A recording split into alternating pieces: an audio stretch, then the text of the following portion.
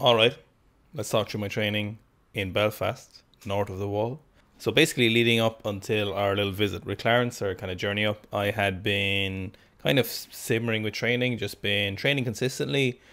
Some weeks I trained like 4 days a week. Some days I'd maybe get to five. So usually kind of an average of 4 to 5 days a week. Sessions were taking 45 minutes. So downtime and maintenance. A couple of reasons why I mentioned the no contact video. So I haven't put up a training vlog in quite a while, a couple of months at this stage actually. So I think around, was it maybe April, I would have taken a step back with training in terms of intensity. The amount of volume I was doing as well would have dropped off an awful lot. For a variety of factors, I kind of just needed to not train as hard. I just had to take my focus away from training a little bit. I still went to the gym and practiced movements, still very much enjoyed training. In fact, actually, that's one of the things I did kind of notice was I really, not that I never loved training, but I got a new appreciation for training every day when I went in because I had my focus on other things. Other things were kind of stressing me out a little bit. So during the days, I wasn't actually thinking about training as much. Normally, I'd be hyper focused on what I was going to do that evening and it'd be kind of simmering in my mind.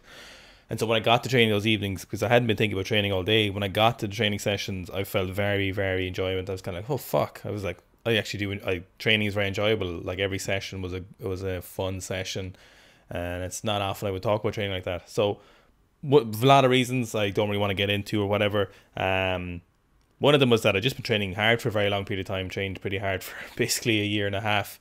So I just needed to drop the intensity and volume, but also psychologically drop the tenacity I suppose I would bring into most training sessions. So leading up to this, I was genuinely, some sessions I do like 4 or 5 sets of like 2 or 3 in the snatch at 100 kilos. So very, very light, low volume, as opposed to say leading up to 155 snatch last kind of October. I would have been doing somewhere in the region of like 12 doubles at 120 to 135 kilos. So a shitload of volume.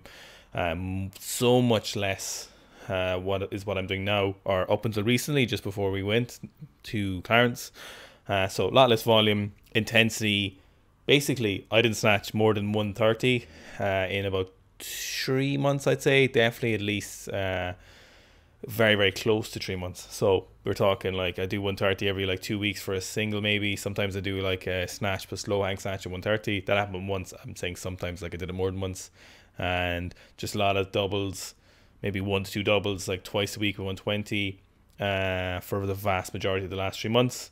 Clean and jerking was actually something that got a lot better because, I had my kind of woes with clean and jerking. I basically ended up clean and jerking 170 this year for the first time, while really not pushing my training, which is strange. But again, 170 is far below my max in terms of 190, 170, something I should have been able to do all the time. So the positive side was I really figured out how a good clean and jerk feels. It's something that's taken a long time to figure out.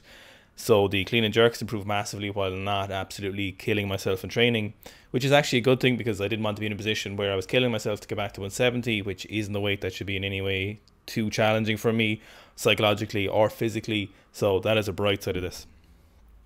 So basically, long story short, low intensity, moderate volume, definitely moderate compared to what I was doing. One of the things actually was interesting, and it's funny, I made an Instagram post about this. I was like, I'm squatting back squatting every 10 days or so the sessions we're working out at, and front squatting even less. I think I front squatted once in the whole month of May. And it was funny, someone on Instagram was like, you're squatting 3 times a month, or 3 to 4 times a month, and I was like, yes, that is actually what is happening. It's not something I planned, so I dropped off intensity. Interestingly, my squat went from probably somewhere around 270 when I was peaking kind of at the halfway through my last training block. Then I hurt my knees, and you've seen all the kind of woes with that. So 270 would have been I did that 260 that day when my knees were like 9 out of 10 pain on the 260. So I know my max would have been 270. Then my squat dropped off an awful lot, and then it actually started building up a lot recently again without a lot of hassle. Again, we're talking very, very low frequency. When we're talking one top set of 2 to 3. A couple of weeks ago, I hit 220 for 5. Last week, actually, could have definitely done a set of 7. A couple of days after, just yesterday, actually, when I back from the north, I did 230 for a triple, and it was a beautiful triple. It's the best my squat technique has ever been, actually, and I'll get to why I think that is in a minute. So long story short, again, very low snatch, clean and jerk, low frequency of training compared to normally 6 times a week, lots of morning sessions and evening sessions. So we're down to like 4 to 5 sessions a week. Some days I'd take 2 to 3 days off training if that's what I felt like. If I'd gone somewhere with my missus, we were like, I just didn't feel like training, and I actively made those decisions, which is something I normally wouldn't do. I actively made myself go, you know what, I don't feel like training today and I'm not going to train today. I gave myself that option, so then when I do need to train an awful lot again, I had that option to do that.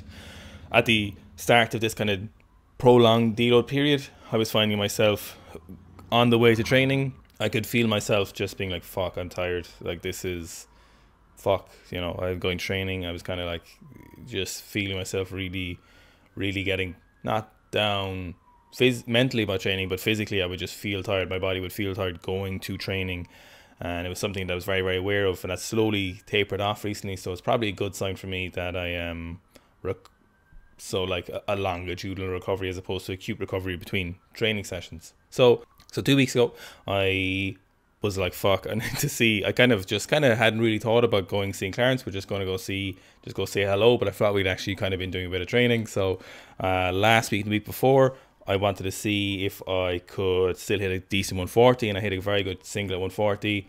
Last week I was like, right, let me see if I can regain some fast condition and make some effort. So hit some singles at 140. They were good. I was very happy with those.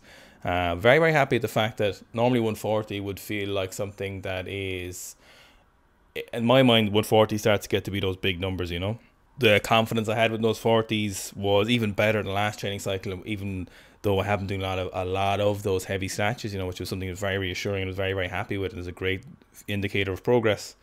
In my head now, 140 is the new 120, which is super. So got to that. Clean and jerks, I was just going in my head, I was like, look, I could do 150 any day of the week, and I was quite happy with that. Technique was getting better. Jerk kind of tapered off a little bit from the lack of basically front squats. My front squat is a good indicator how strong my jerk will be. Not only how strong my front squat is, but more importantly how frequency I'm front squatting. So that kind of neurological density you get, that kind of fucking priming you get from doing lots of heavy front squats, was something I didn't have for the clean and jerks because I just didn't feel like front squatting basically. So got to clean and jerks, I was like 150. I was like, I'll be able to do no problem, and if I do 160, that'll be a good day. So ended up doing is snatching 150 kilos. So I haven't snatched 150 since when have I snatched 150? So I haven't snatched 150 since I did 155. So that was a couple of months ago, and I ended up clean and jerking 170 kilos. So I was very happy with my training. The 170 clean was something that I was so happy with. I haven't done a clean at 170 like that in a long time. Very confident, very repeatable, more usefully, and it felt very light off the floor. It felt fluid, it felt dynamic, and I was very happy with that. The snatch at 150 wasn't as clean, so the 140s and 145 was good. They moved fast, but technically they weren't as precise as I would like them to be. Sometimes when you go to a new gym, new environment, you kind of fuck up things a little bit.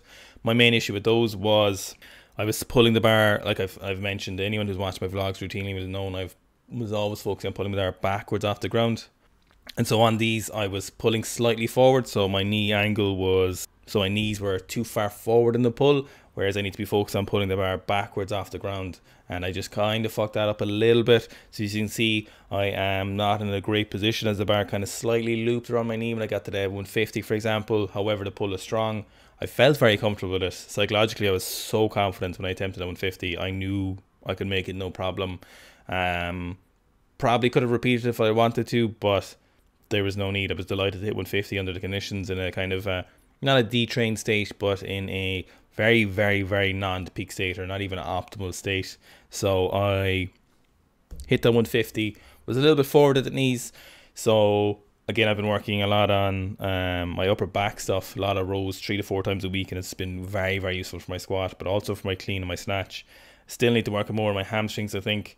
I've been doing lots of pause snatches, and they've been very useful, but I need to get heavier with those pause snatches, and I need to get in a better position with those pause snatches. So I'd like to get up to somewhere around 140 for a pause snatch. I've done 120 and it's quite good, but it needs to be better. And I also, with those, rather than getting the heaviest weights, I need to do more volume with those, which will happen when I kind of kick back into training difficulty again, or training intensity. So got that 150. Very, very happy. I was aiming for 145 that day, but the 150 was obviously a nice cherry on top. Then the clean and jerks, I just worked up for some pause cleans, which has been very, very useful as well. And then the clean and jerk, it felt very good as I was warming up. I didn't know if I would be able to hit 170. I wasn't sure what shape I was in. I knew I was capable of it, but I didn't know if I was kind of technically ready to hit it. But I was very, very happy with how that felt. So nailed 170. One of the dudes in the gym said, well, I front squat with him because he's front squatting was like 210 and he wanted to hit a B. So I was like, sure, I'll front squat with you, no problem. Hit 210. I'd originally planned to do back squats, but if someone asks you to max their front squat with them, you don't say no. So max my front squat, hit 210 was pretty, it wasn't actually that bad considering I just heavy clean and jerks. So then I did back squats up to 240. Just a bit of fatigue from 2 heavy days in a row, so I was like, fuck it, I'll leave it there. There's a load of push-ups, belt squats, and then yesterday I hit that 230 for a triple, and I was very, very happy. So overall, I'm in a position where my lifts are very good. So kind of at the moment, I'm waiting to see when I will begin the process of training intensity with a lot of volume again and a lot more diligence with training.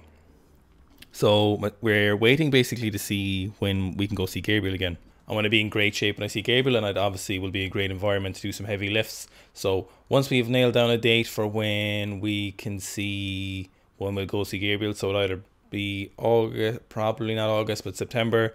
So we'll have some seminars in August, so I'd like to be in good shape for those.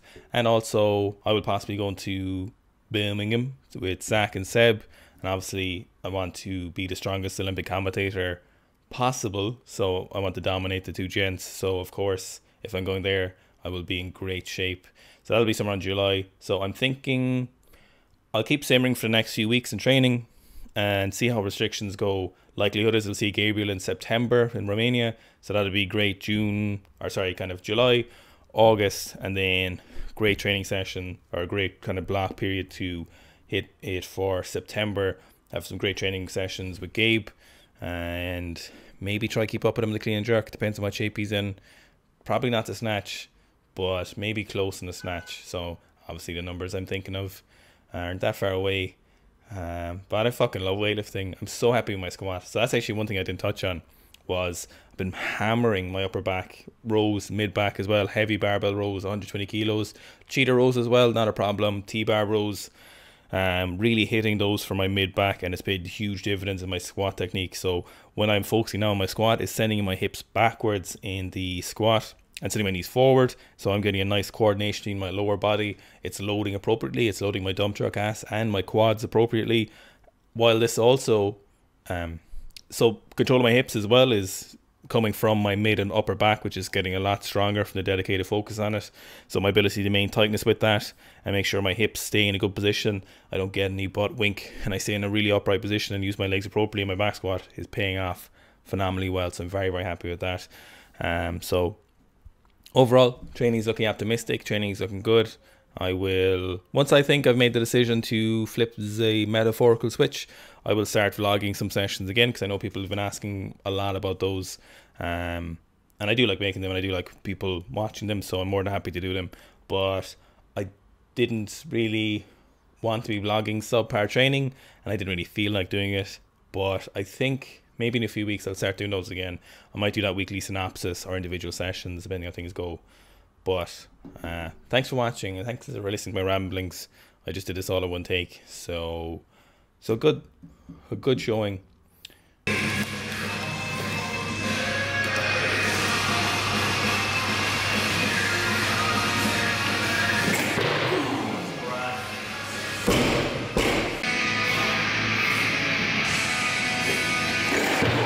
Yes.